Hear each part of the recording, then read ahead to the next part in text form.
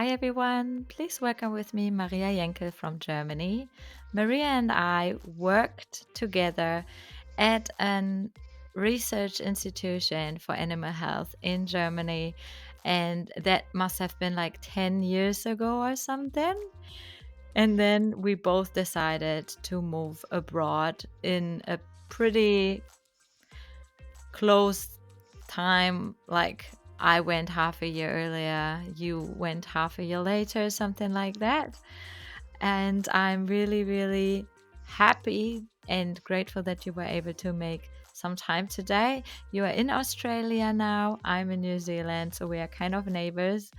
And thank you for your time to have this interview with me today and to share your story. Yeah, thank you for having me. We've worked on that for a while, so great that we finally made it happen. Yes, and thank you so much. You are also a loyal listener. And you are giving me feedback, which is amazing. I can totally work on that too. And it's just great to have a fellow German a little bit closer than all the others at the other end of the world. Yeah, definitely. It's good to know that not everyone is like 24-hour flight away, so that definitely helps to have other Germans close by. Absolutely. And it's funny how we say close by because you are still how long would the flight be from New Zealand to Canberra? I don't know. I don't know. We probably don't have direct flights, so the closest would be Sydney, and then it's I don't know, 4 hours Yeah, I know maybe. Perth is 6 hours and Melbourne is 4. Yeah, maybe it's just three. I don't know. Yeah, But yeah, it's closer than 24 to get to Germany. absolutely. We can definitely support each other if it's needed. Can you tell us a little bit about how it happened that you decided, okay, I want to get out of Germany as well, and what motivated you?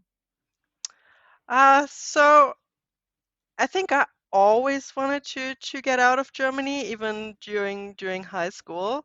High school wasn't my favorite place. I didn't have a lot of friends. I was more of the outsider. So getting away was always like, yeah, just like getting away, getting far away, to do something different, hoping that that would be better than what was at home.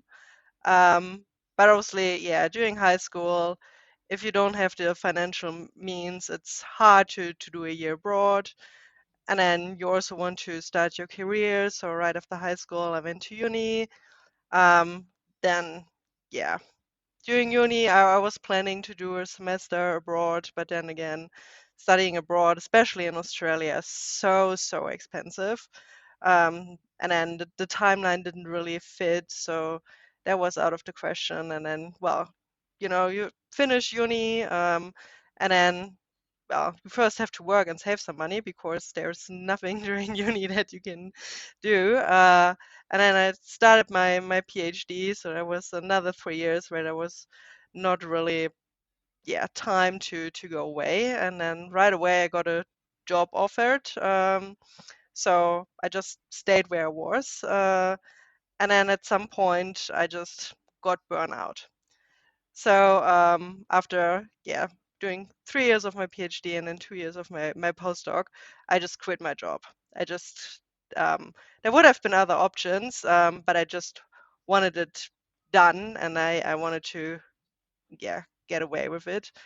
And then I just decided to take a year off, just to recover. I moved back in with my parents. Like my mental health wasn't in a great place, with burnout and being unhappy with situation, how things were. And I was more by accident because I had to apply for jobs because the job agency was like, well, you want to get money. Um, yeah, you have to write that many job applications. And I just by looking for jobs, there was one offered in Australia, and I was like, well, I have to write applications anyway, so I just write that. And then I got an email. It's like, oh yeah, we invite you for an interview. I was like, okay, yeah, I do that. At 5 o'clock in the morning because of the time difference. Yeah, yeah. And then eventually my now boss called me. A funny thing, she's German too. Um, Called me. I was like, "Oh, Maria, I'm just calling. I want to offer you the job. What are you saying?"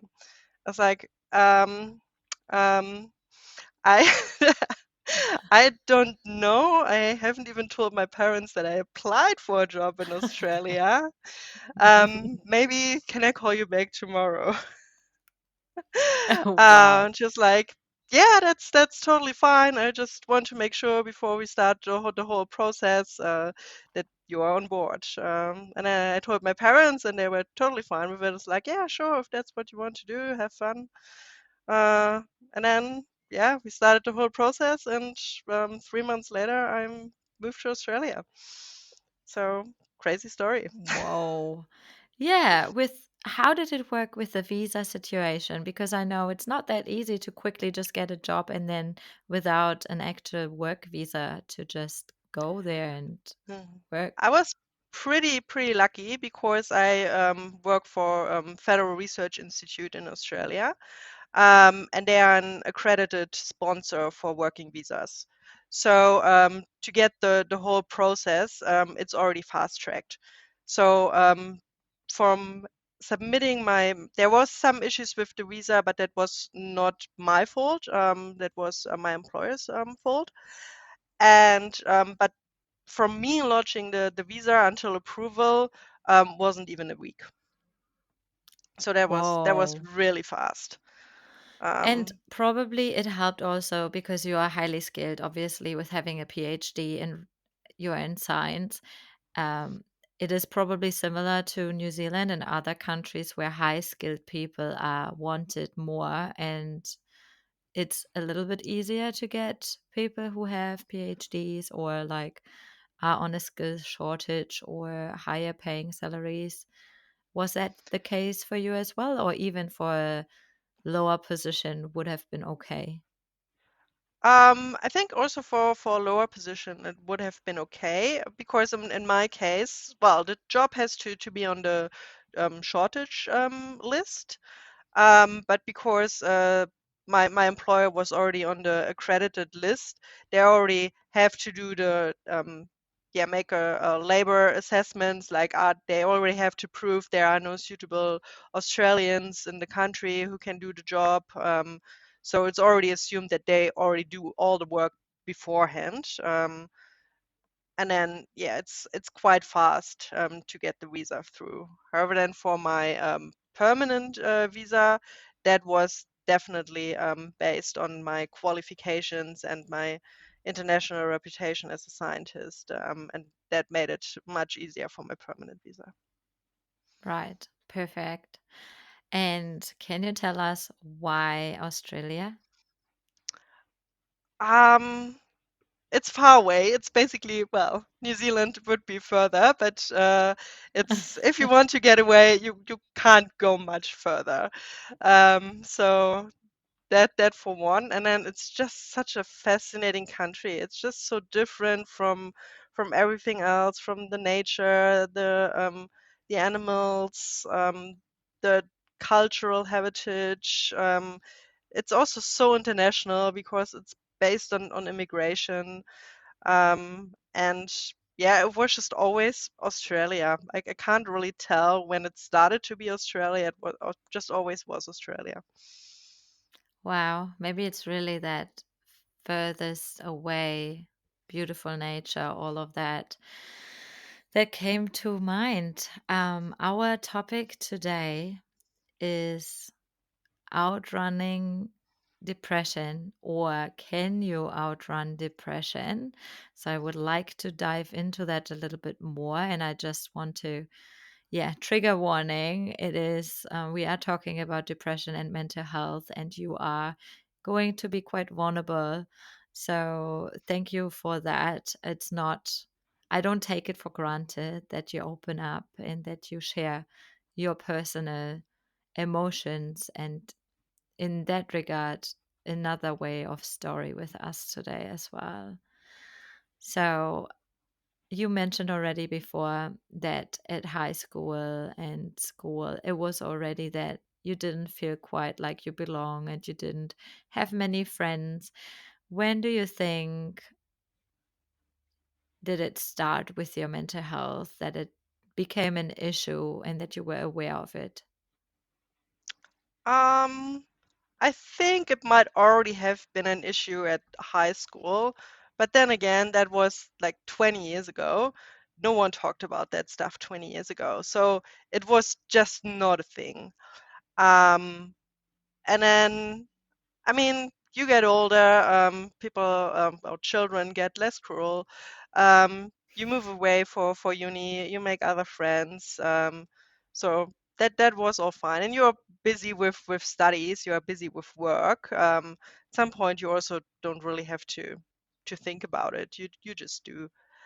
Um, and I think really an issue it became during the yeah before I quit my job, because it was just work. There was nothing else, um, and work was a lot. The workload was a lot.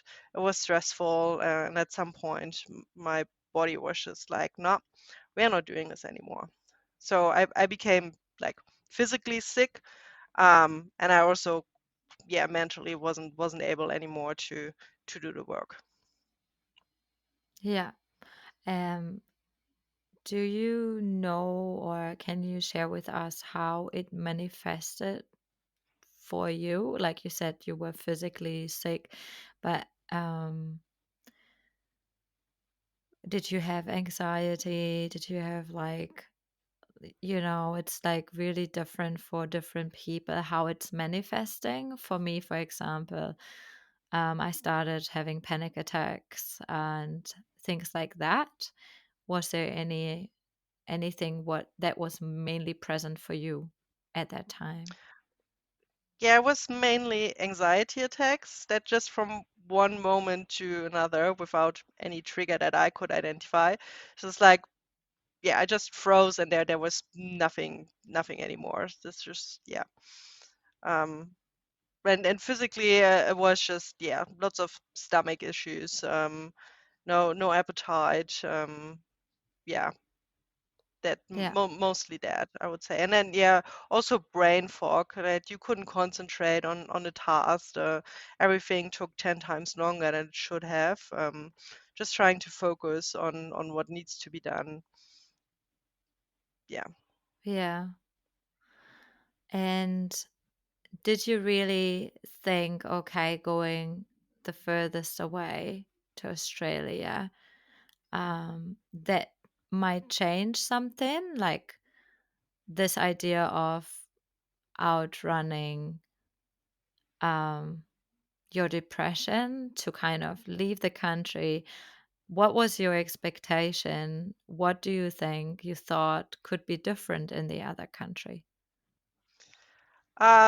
So yeah, back at that point, I was only diagnosed with general anxiety disorder, not depression. So that's really just looking back retrospectively, that was definitely a factor as well. And moving to Australia in that moment, I didn't think, well, I definitely thought it would make things better. It's a different environment. It's kind of like a new start, just a reset. Um, but I was also really anxious to move to Australia. I really procrastinated to even do the packing. Like I think I started to pack the day before I left. Um, and like with all the planning, I didn't do much. I just was not able to do much. And even the day before I left, I wasn't really sure if I would board the plane. Um, but Wow. then, funnily enough, as soon as I got to Australia, I mean, I was totally tired and jet lagged when I got here. Um, that the next day, most of it was just gone. It's like the Yeah. the first few months in Australia, I hardly had any anxiety attacks. This like all of a sudden it was gone. So it Wow. kind of helped to move to Australia in the first place. Right. It came back, but first, yeah, it was a good start. Do you think it was because of change of scenery, change of, just everything is out of the routine and everything is new, a lot of different reactors and a lot of different impressions that you were just too busy to think of anything else and to actually really, you were quite good distracted? Um, yeah, definitely that for one part, but also feeling like it was an extra reset. Like I didn't know anyone in Australia. People didn't know me. They didn't know anything about my history, so it didn't really matter whatever I had done before. So starting new was, I think, helped the most. Wow, yeah, that's such a good point as well because, and I think I even noticed it with myself, you kind of feel like you can just rediscover yourself, you can recreate yourself, you can just be whoever you wanted to be.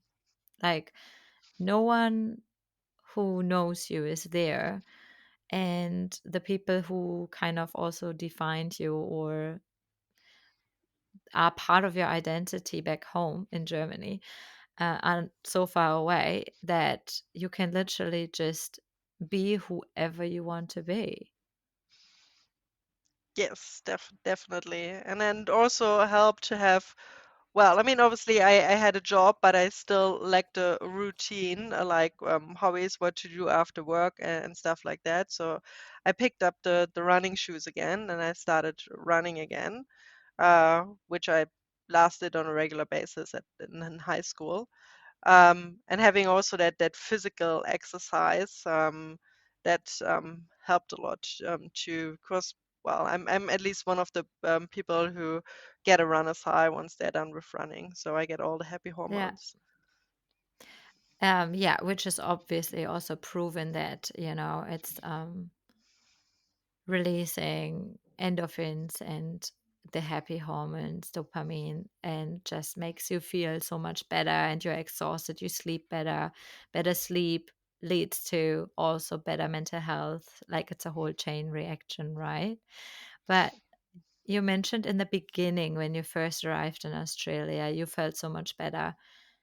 But then did it come back once you were back in a routine? Like, how did your mental health journey go while you were there? From it was gone and you felt pretty good, and then to I pick up the shoes and try to again outrun my depression. Yeah, so like I said, the running helped a lot, but then I also noticed, yeah, back in the routine that it wasn't helping that much anymore.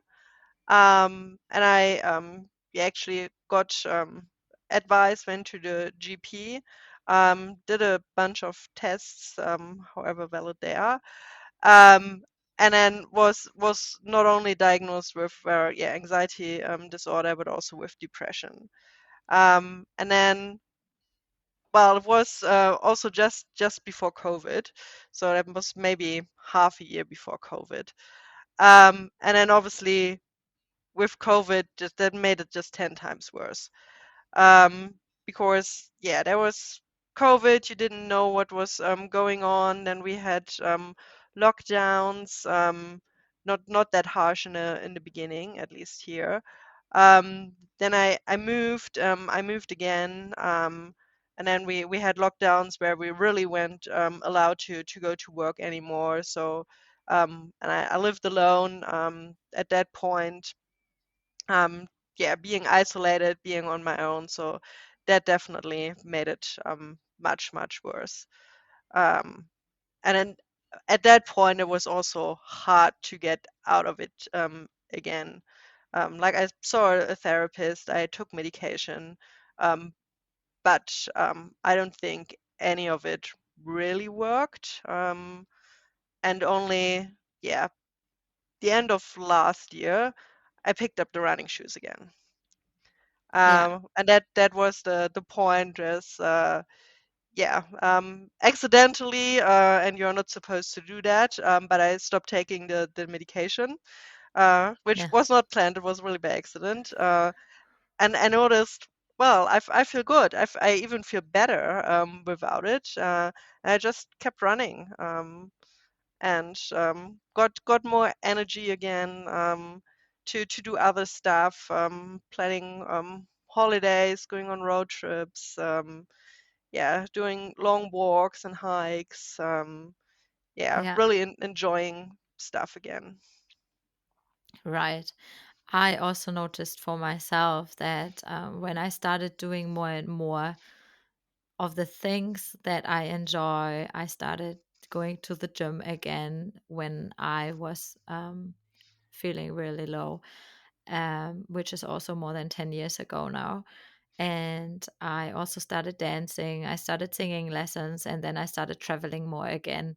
And that really got me out of my depression because I just was able to feel again. Like, yeah, I can only imagine for you also with the running, and also like physical exercise is super important for the mental health as well. And then you love the nature, you love waterfalls, to plan trips and to go out into nature. That's amazing. Like, I mean, I see your photos, they are beautiful as well. And how do you feel at the moment? Yeah, at the moment, I feel quite good. It's like actually having that energy to go for walks, to go for a gym. Just been for a walk before we started the podcast. To Nice. just it's for me, it's important to stick with my routines. So to know, oh, at this day that's gym day, at this day it's running day, this day it's going for a walk. That Yeah. helps. And once you start, it gets easier. The problem is to actually start, Oh um, yeah.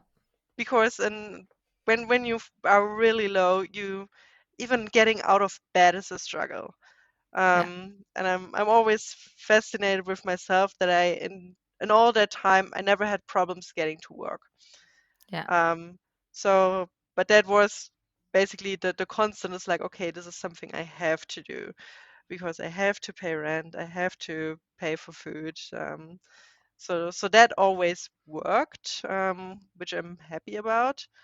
Um, but yeah, everything else, yeah, just picking up the dishes and get them to the sink, um, feels like the heaviest, the hardest task ever.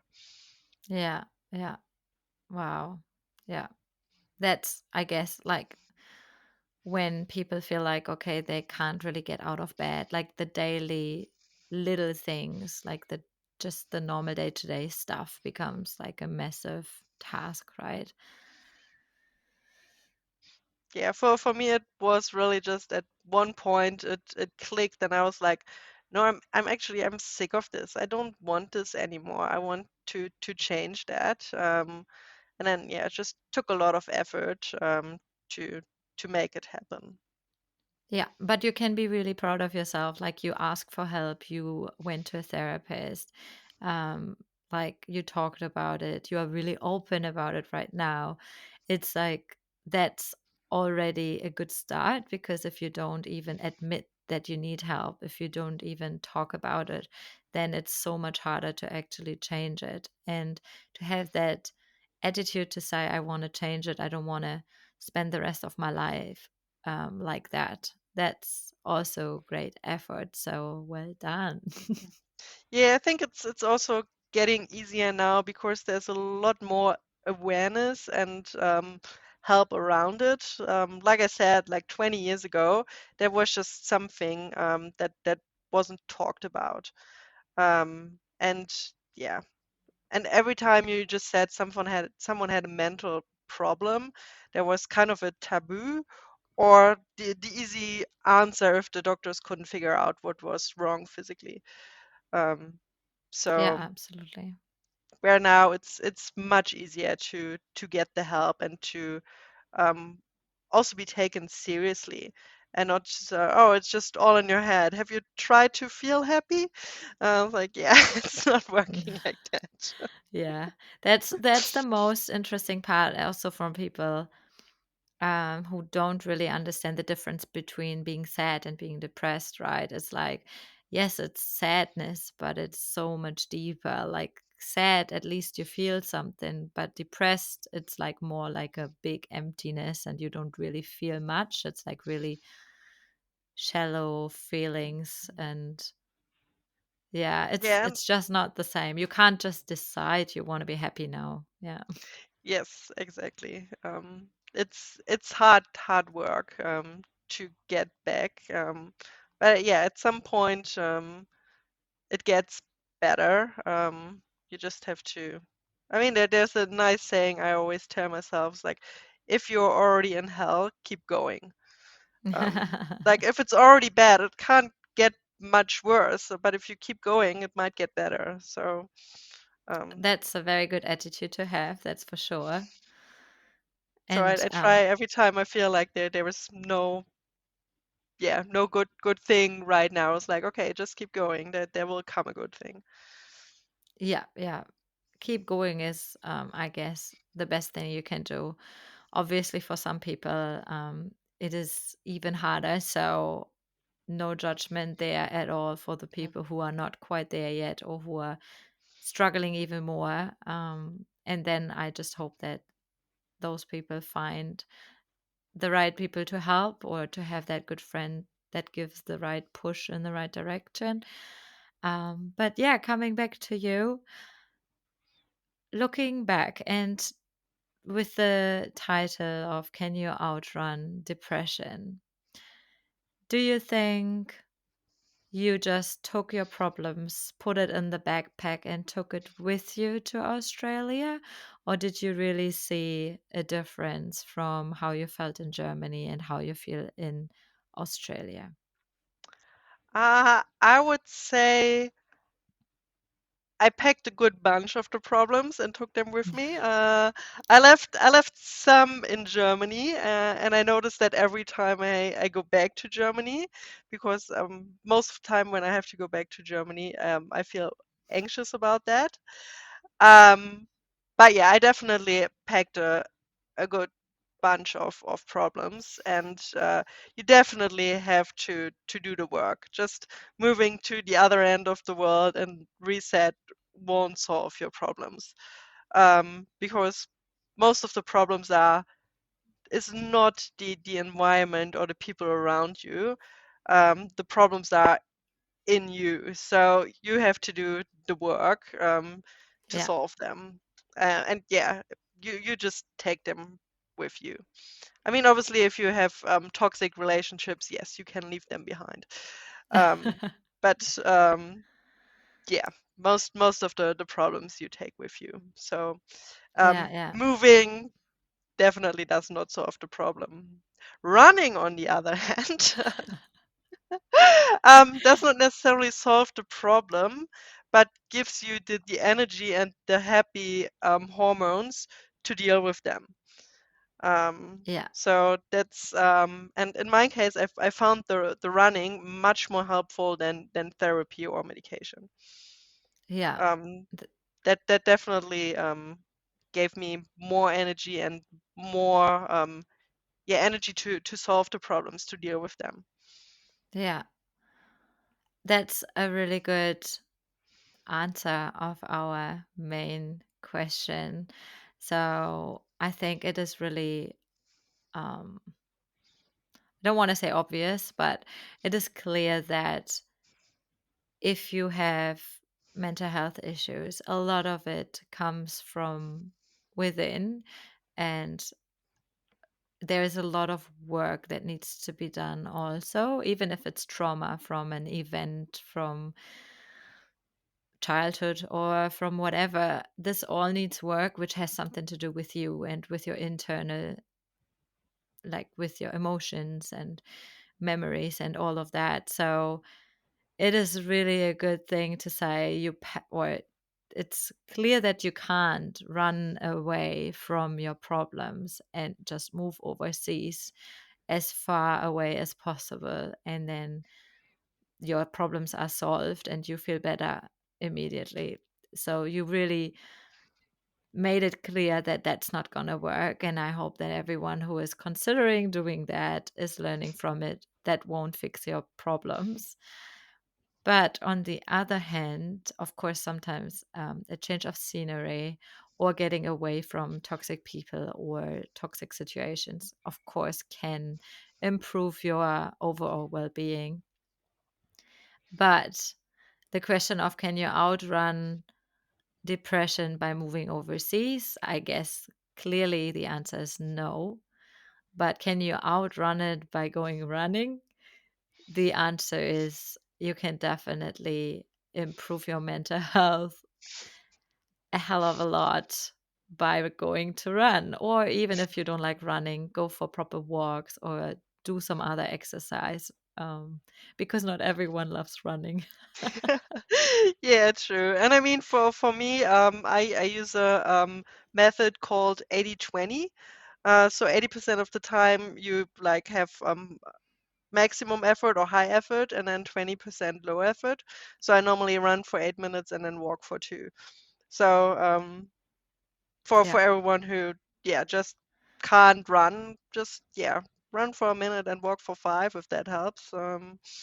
As long yeah, as you're yeah. moving, and as long as you're getting out, I think that's the most important thing. Yeah, as long as it's out in nature and moving your body. I also don't really like running. And for me, I just decided I go for a lot of walks because I love walking and I love being outside.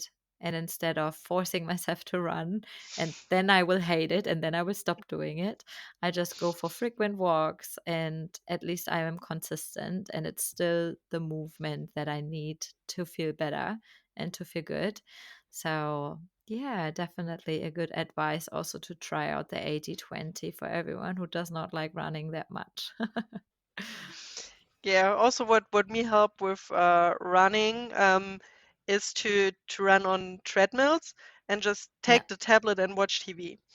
Mm. So that way I also have entertainment, and like it's the choice. It's like, well, I can sit on the sofa and watch the same episode, or I can just go for a run and watch that episode. Then at least I watched that episode that I really wanted to watch, but I also moved. Yeah, So that's that so that was a true. good motivation to keep moving as well. Yeah. Because really, I mean, I like the feeling when I'm done, Yeah. but running itself, yeah, not that much of a fan either. Yeah. I However, get I that. managed to finish a half marathon earlier this year. Well done. Well done. Definitely amazing effort. Um, I wanted to kind of make it a whole circle again and come back to the beginning where we talked about identity and who you are. Who do you think you are now? Who are you now after moving abroad to Australia and kind of rediscovering yourself and kind of just being the person you always wanted to be without the people who judged you or the people who bullied you? Or um, who would you think you are now, and how have you changed since you moved to Australia? I think now I am more myself, if that makes sense. Like just being more authentic, setting setting boundaries, being more direct in what I want or what I don't want, instead of trying to just please other people or trying to be liked by other people, and doing what I want to do. It's like going on road trips, and yeah, running, exercising. I love to do craft stuff, and also not to wait for anyone anymore, um, because life's too short, and if I would always wait for someone to come with me or do stuff with me, it will never happen. So I think I got more content in being myself and being with myself. Yeah. So that's Awesome. That's definitely a great. thing I learned about moving away. That's great. That's a really good sum and finish line. And thank you so much for all of your openness around that topic. I know it's really a sensitive topic, but yeah, you were super open about it. So thank you so much for that. Uh, Thank you for having me and having that talk and moderating it so well. Thank you. But we end every episode with the quick three questions, so I won't let you go just yet. um, and they are a little modified dependent on each person, but they are quite the same in an essence. But it's like short answers in one word or one sentence. But of course, you can go a little bit over if it helps you explain why you chose a certain answer. Are you ready for your quick three? Yeah, well, let's give it a go. All right, I question try to be number. as quick as possible. No rush. Question number one. What do you miss the most from Germany? Um, Real bread, like in Germany, Schwarzbrot. Oh, yeah, yeah. The dark, nice, really. You can taste it's healthy, right? Yeah, yes, exactly. Yeah, that's definitely the thing I miss about Germany. Yeah, fair point. Okay, question number two. What food place or activity would you recommend in Canberra? Definitely go out in nature. We have so many nature reserves and national parks and great walks and hikes. Like it's called the bush capital because we're surrounded by bush, so make the best of Yeah. it. Nice. I guess for everyone who loves nature, that would be amazing. Okay, last question for you today. Um, if you could give someone an advice who is currently struggling with depression and who wants to run away from it or considers moving abroad because of it, what advice would you give that person? Um, mm, to do the work before you move, so you can actually enjoy the move. That's a Because really you will great answer. spend a lot of time struggling with yourself, where you could do is yeah so much better and enjoying where you're moving to. Yeah, and especially if you're at home, you might even get better help. You have your family around. If you do the inner work first, you might have a better support system at home than going overseas and then being all by yourself and then having to still do the work. Exactly. Awesome. Thank you so much, Maria. It was amazing talking to you. And I hope everyone who is watching or listening is able to take something from it.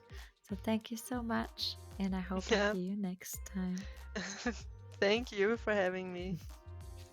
Bye. Bye.